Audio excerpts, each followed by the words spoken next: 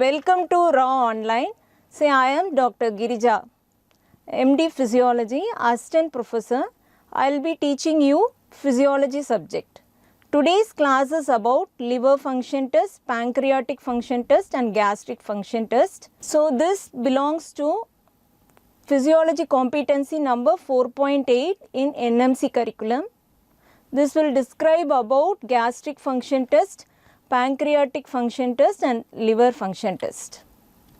Objectives of this class. Students should be able to classify the various liver function tests, pancreatic function test and gastric function test at the end of this class. They should understand the procedure. They should be able to interpret each test. Not only interpretation, they should be able to discuss the clinical significance of each test. So, coming to the main topic, liver function test. What are these? Liver function tests are the investigations performed to assess the capacity of the liver to carry out its function. They are the tests to assess the functional capacity of the liver. So, indications of liver function test. That means where will you use these tests? To assess the extent of functional damage to the liver and to diagnose the cause of hepatic insufficiency and to assess the progress and regress of the disease. Okay. So, this picture shows you where and when you will use the liver function test. So, first you will check for the liver damage, whether it is due to infections or due to disease. Then assess the treatment, whether the treatment is progressive state or in the regressive stage, whether the disease is progressing or regressing. Then to diagnose the liver disorder, okay, you have to do liver function test and to monitor the side effects of the drugs. And this picture you all know, this is alcohol, to check for the liver damage due to heavy alcohol usage. Coming to the classification of liver function test. So, liver function, what are the functions of liver? Secretory function, metabolic function, synthetic function, detoxicating function and liver structure and other tests. So, we have tests to assess the secretory function, tests to assess the metabolic function, tests to assess the synthetic function and tests to assess the detoxicating function, tests to assess the hepatic cellular integrity and other miscellaneous tests. First, we will see about the secretory functions of the liver.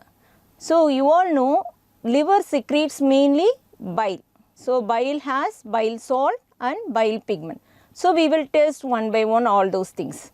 First one is serum bilirubin, second one is urine bile salt and bile pigment, third one is urine urobilinogen, fecal stercobilinogen is the fourth one and last one is the fecal fat levels. We will see one by one. First one is serum bilirubin. So, you all know, you should know the normal values. First, total serum bilirubin is 0.3 to 1 milligram. Okay. It has two components, conjugated one and unconjugated bilirubin. So, conjugated bilirubin is 0.1 to 0.3 milligram and unconjugated bilirubin is 0.2 to 0.7 milligram. When you add these things, you will get a total serum bilirubin. Okay. What test you will do it for the measuring serum bilirubin? Vandenberg test. Okay. The test used is Vandenberg test. So, when the serum bilirubin is more than 2 milligram percentage, you will have the clinical manifestations of jaundice. This is very, very important. When the bilirubin concentration becomes more than 2 milligram percentage, you will have the clinical features of jaundice. Okay. Next one, urine bilirubin bile salts, that is urine bile salt and bile pigment. Normal urine does not contain any bile salt and bile pigment. Only when the serum bilirubin exceeds 2 milligram, there will be excretion of bilirubin in urine. That is called as bilirubinuria.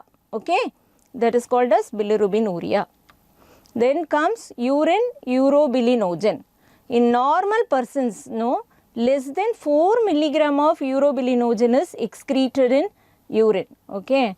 In initial stages of liver insufficiency, there occurs mild increase in the daily excretion of urine urobilinogen. But in the later stages, urobilinogen is not at all there in urine. Why? Because in later stages what happen, all the liver cells become swollen. So, okay, they will block the biliary canaliculi and prevent the excretion of conjugated bilirubin in bile.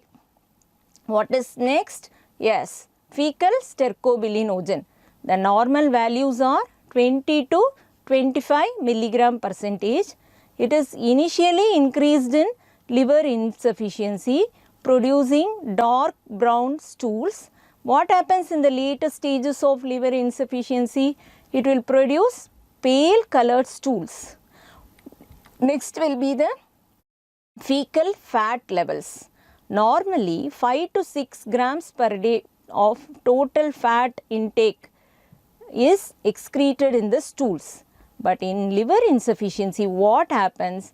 The fat excretion in feces may go up to 40 to 50%. What is steatorrhea? Steatorrhea is fat excretion in feces. Why it happens?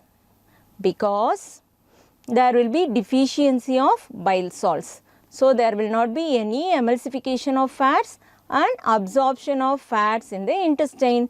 So, whenever there is no absorption, they will get excreted in the feces. So, that is all about the secretory functions of the liver.